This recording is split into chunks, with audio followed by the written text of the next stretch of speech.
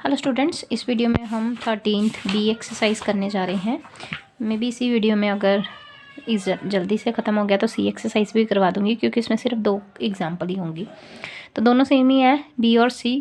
इसमें F dot D R का vector integration करनी है, तो कर्व के अलॉन्ग इंटीग्रेशन करनी है। एफ वेक्टर आपको दिया हुआ है, ठीक है, और कर्व जो है वो भी दी हुई है आर वेक्टर, और थीटा π/4 से π/2 तक, ठीक है।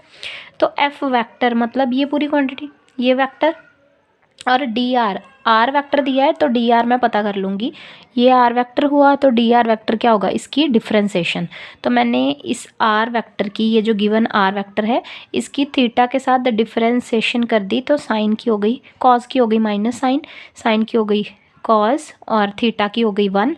तो बी एज इट इज़, आई जे के एज इट इज़, ठीक है। अब एफ डॉट डी आर है तो इसको डी थीटा से डिवाइड और डी थीटा से मल्टीप्लाई, तो D R by D theta की वैल्यू यहाँ पे सब्सटीट्यूट कर दूंगी। एफ वेक्टर भी यहाँ पे लिख दूंगी।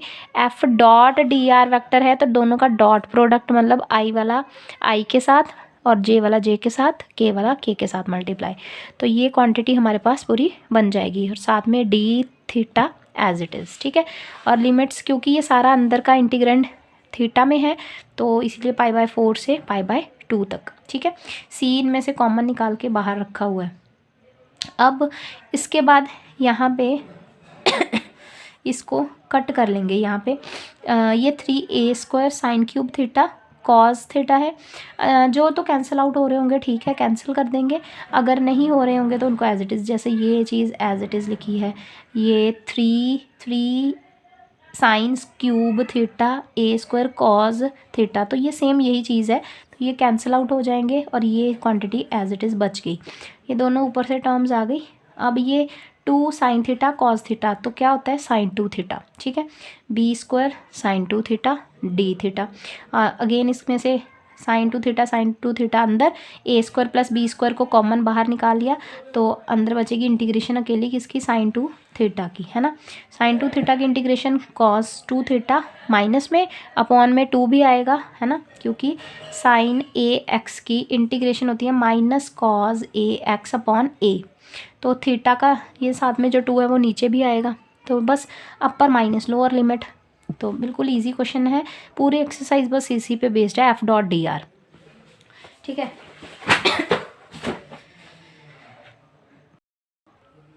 नेक्स्ट में एफ डॉट डी आर है। ये एफ वेक्टर है, कर्व के अलॉन्ग इंटीग्रेशन करनी है, आर वेक्टर ये दी है। तो सबसे पहले तो मैं डी आर वेक्टर निकाल लूँगी, तो डी आर का मतलब इसकी डिफ्रेंसेशन, ठीक है ना। एक चीज़ यहाँ पे ध्यान देना, ये जो एफ वेक्टर है ये एक्स वाई जेड एक्स में है, जबकि जो आर वेक्टर है मेरा वो थीटा में, इसमें टी में है, ठीक है। टी आई कैप टी² J cap T cube K cap, इसका मतलब, पर आर वेक्टर होता क्या है, X I cap plus Y J cap plus Z K cap. तो यहाँ से हम कंपेयर कर लेंगे।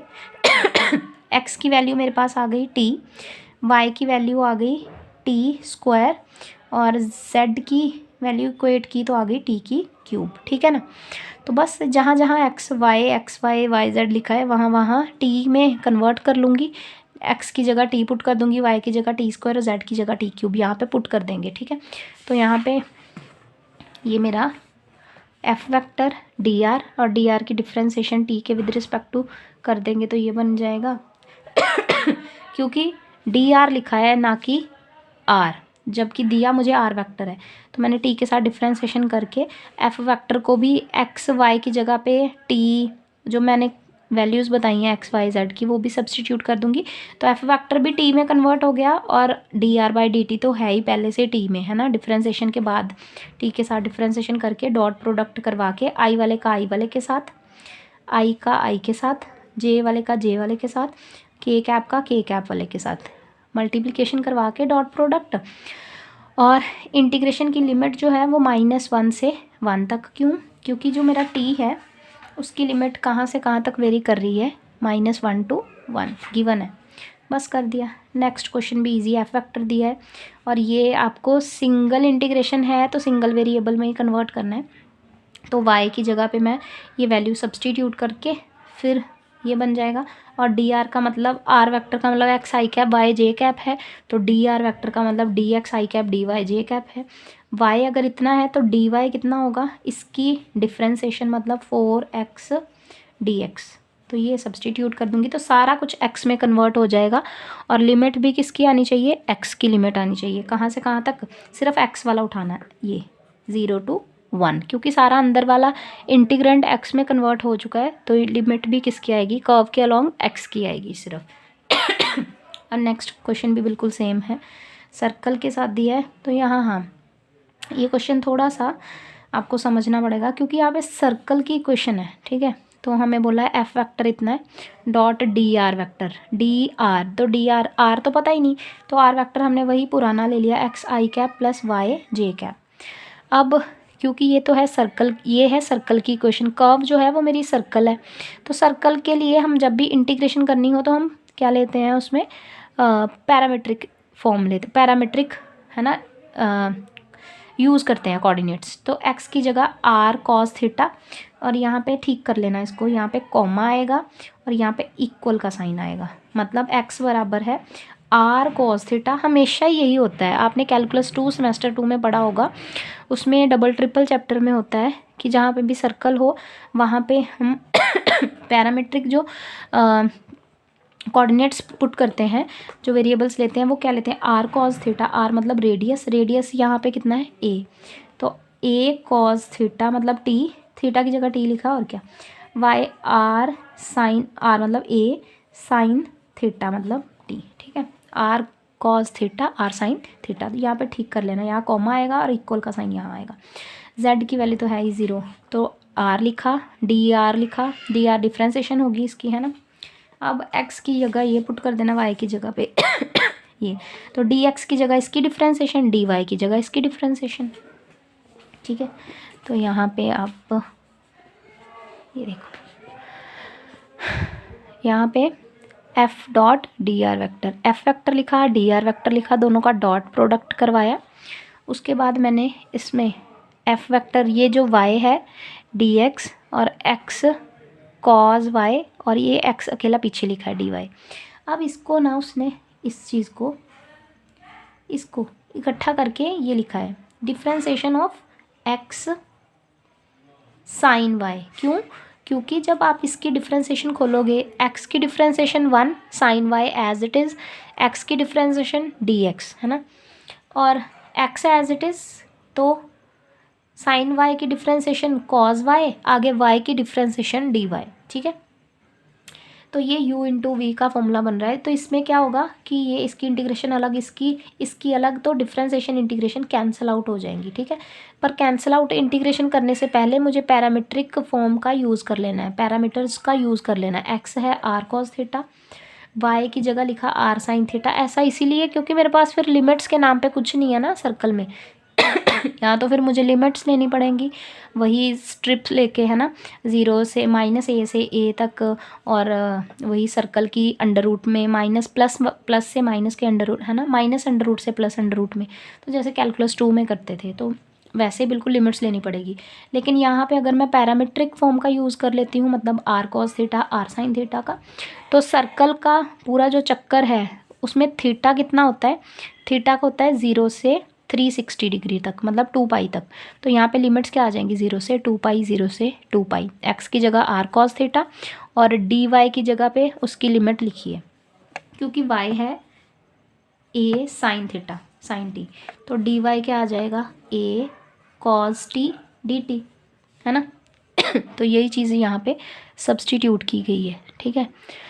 इसके साथ डिफ्रेंसिएशन इंटीग्रेशन कैंसिल हो जाएगी और अपर माइनस लोअर लिमिट यहाँ पे 2 पाई और 0 पुट कर दूँगी। तो ये आगे सिंपली इसको, क्योंकि ये लीनियर नहीं है कॉस स्क्वायर, तो इसका फॉर्मूला लगा दिया 1 + cos 2 थीटा अपॉन 2, है ना, 2 cos स्क्वायर थीटा का फॉर्मूला 1 + cos 2 थीटा। बस वो फॉर्मूला लगाने के बाद इंटीग्रेशन सिंपली किया और अपर माइनस लोअर लिमिट को सॉल्व किया गया है, ठीक है। इसके बाद नेक्स्ट एग्जांपल बहुत इजी और बहुत इम्पॉर्टेंट और इंटरेस्टिंग है। एफ वेक्टर दिया है डॉट डी आर वेक्टर। तो पहले तो ये पॉइंट्स प्लॉट करने ही करने हैं, तो पॉइंट्स को मैंने प्लॉट कर लिया। 0 0 यहाँ पे आएगा, 2 0 एक्स एक्सिस पे आएगा, 2 1 यहाँ एक्स वाई प्लेन पे आएगा, तो प्लॉट कर लिया रफली। अब हमेशा जब भी सिंगल इंटीग्रेशन करनी है कर्व के अलोंग तो एंटी क्लॉकवाइज चलना है, ठीक है। कैसे चलना है, एंटी क्लॉकवाइज, हमेशा। तो यहाँ से मैं ए से बी पे गई, बी से सी, सी से फिर ए पे आई। क्लोज्ड कर्व बनानी है और हमेशा एंटी क्लॉकवाइज चलना है।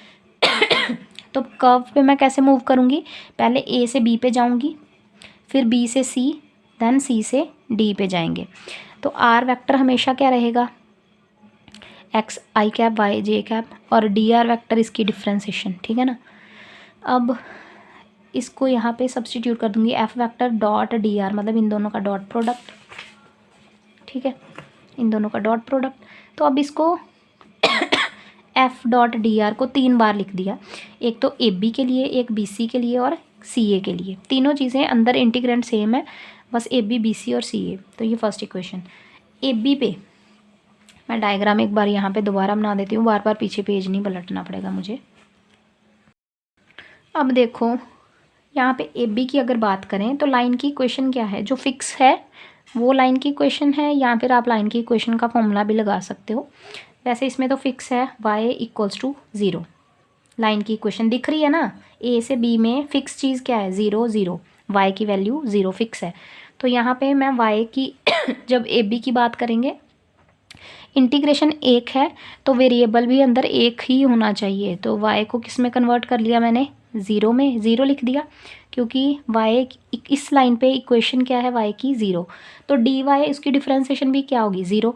सारा कुछ अंदर का किस में कन्वर्ट हो जाएगा, x में। तो लिमिट भी 0 से 2 किसकी, x की, क्योंकि सारा कुछ अंदर का जब y को 0 पुट कर दिया, डी वाई को 0 पुट कर दिया, तो इस वाले पार्ट में सारा कुछ अंदर वाली चीज़ सिर्फ x वाली बचेगी ना। तो लिमिट किसकी चलेगी, x की, 0 से लेके 2 तक। नेक्स्ट है मेरा बी सी। जो बी से सी है, क्योंकि एंटी क्लॉकवाइज जाना है तो पहले ए बी पे चले फिर बी सी पे। तो बी सी में यहाँ पे फिक्स कौन है, x की वैल्यू फिक्स है। तो इक्वेशन ऑफ लाइन क्या आ गई, x equals to 2, x equals to 2। तो डी एक्स डिफ्रेंसिएशन इसकी क्या हो गई, 0। तो जहाँ जहाँ डी एक्स है वहाँ 0 पुट कर दिया, जहाँ जहाँ x लिखा है वहाँ पे 2 पुट कर दिया। तो सारा अंदर का इंटीग्रेंड y में कन्वर्ट हो गया। तो ये सॉल्व करके ये चीज़ बनी, ठीक है। सारा कुछ y में कन्वर्ट हो गया, तो लिमिट भी y की चलेगी, कहाँ से, 0 से लेके 1 तक, क्योंकि हम b टू c जा रहे हैं। तो 0 से 1 आ गई, ठीक है। अब थर्ड में उसने क्या बोला, जो c से a है ना, c से a वाले में लाइन की इक्वेशन मैंने देखी, यहाँ 2 है, ये 0 है, ये 1 है, ये 2 है, मतलब फिक्स तो कुछ भी नहीं है। तो यहाँ पे लाइन की इक्वेशन निकालनी पड़ेगी। तो लाइन की इक्वेशन मैंने निकाली 2 पॉइंट फॉर्मूला यूज़ करके, 11th क्लास में करते थे हम। y माइनस y1 है ना, y2 minus y1 upon x2 minus x1 और x माइनस x1। किसी एक को x1 y1 दूसरे को x2 y2 मान के आप लाइन की इक्वेशन तैयार कर लोगे। तो लाइन की इक्वेशन में आपको मिल रहा है x की वैल्यू 2y। तो आपकी मर्ज़ी है, अब y में कन्वर्ट करना है तो y की वैल्यू x/2 पुट कर दो, नहीं तो y में कन्वर्ट करना है तो x की वैल्यू सब्सटीट्यूट कर दो। और अगर सारी इंटीग्रेंड y में कन्वर्ट करना चाहते हो तो x की वैल्यू यहाँ पे सब्सटीट्यूट कर दो, सारा कुछ y में कन्वर्ट हो जाएगा। तो मर्ज़ी है। तो तो यहाँ पे मुझे साफ दिख रहा है क्यों मैं फ्रैक्शन में बनाऊँ। मैं x की वैल्यू पुट करूँगी 2y, यहाँ पे x की जगह पे 2y पुट कर दूँगी, तो dx क्या पुट होगा, 2dy डिफ्रेंसिएशन। तो बस जहाँ जहाँ dx लिखा है वहाँ वहाँ 2y, और जहाँ जहाँ x लिखा है वहाँ पे 2y है ना, पुट कर दूँगी। जहाँ जहाँ x लिखा है वहाँ पे 2y पुट किया, ऊपर स्क्वायर था, स्क्वायर एज इट इज़ आ गई। जहाँ dx लिखा है वहाँ पे 2dy पुट कर दूँगी, है ना, dy एज इट इज़। और लिमिट अब देखो ध्यान से, अगर सारा अंदर का कंटेंट y में कन्वर्ट हो चुका है तो लिमिट भी y की आएगी, मतलब 1 से लेके कहाँ तक, 0 तक, है ना, 1 से 0 तक। 0 से 1 नहीं बोलना। अब डायरेक्शन देखो कहाँ से कहाँ, c से a तरफ, c से a तरफ एक ही तरफ है, तो सारा अंदर का इंटीग्रेंड y में कन्वर्ट हो चुका है, तो लिमिट भी y की आएगी 1 से लेके 0 तक। आगे कुछ नहीं, आगे तो सिर्फ इंटीग्रेशन है। इंटीग्रेशन सबको आती है, स्क्वायर का क्यूब हो जाएगा, y का स्क्वायर बाय 2 हो जाएगा, 8 के साथ कुछ नहीं है तो y आ जाएगा, y स्क्वायर का y क्यूब बाय 3 आ जाएगा, 5y square by 2। Upper minus lower limit करके इतना तो आगे आप निकाल ही लोगे सॉल्व करके, है ना। नेक्स्ट एग्जांपल भी बिल्कुल सेम है, ये आप खुद बनाना। ये प्लॉट कर लोगे तो ये एक स्क्वायर, ये रेक्टेंगल बनेगा। इसमें तो ये थोड़ा फिर भी टफ था क्योंकि यहाँ पे लाइन की इक्वेशन खुद निकालनी थी, पर यहाँ पे नहीं।